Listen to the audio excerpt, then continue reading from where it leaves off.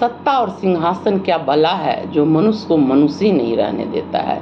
सिंहासन पर बैठा राजा भी अपने आप को भगवान मान बैठता है और उनके दरबारी भी उसे भगवान मानते हैं। दरबारी तो यहाँ तक कह देते हैं कि भगवान ही मोदी जी के भक्त थे। संबित पात्रा, जिसने भगवान जगन्नाथ के बारे में बोला कि भगवान जगन्नाथ ही मोदी जी के भक्त थे। आप और हम सब जानते हैं कि मनुष्य कभी भगवान नहीं हो सकता है। फिर संबित पात्रा का इस तरह से बात करना हमारे देवी देवताओं हिंदू धर्म का अपमान है।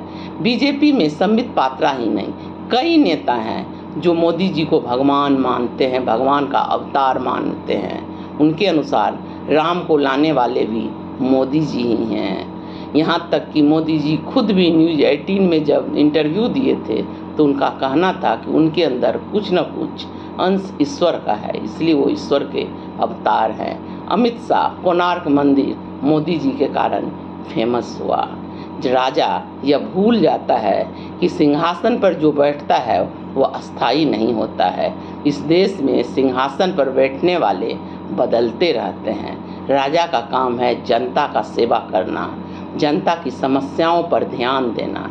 यह राजा इलेक्शन के समय में भगवान के नाम पर, हिंदू मुस्लिम के नाम पर चर्चा करता है। हमारे युवा देश में युवाओं के बारे में चर्चा नहीं करता है।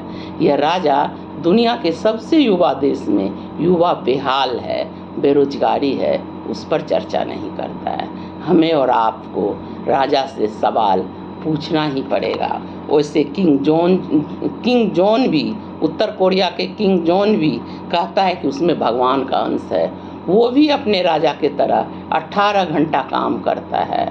एक सवाल राजा से जरूर कीजिए। ये उलझा कर रखना चाहते हैं भगवान, हिंदू, मुस्लिम, इस सब में बचिए, इस सब से। नमस्कार, धन्यवाद।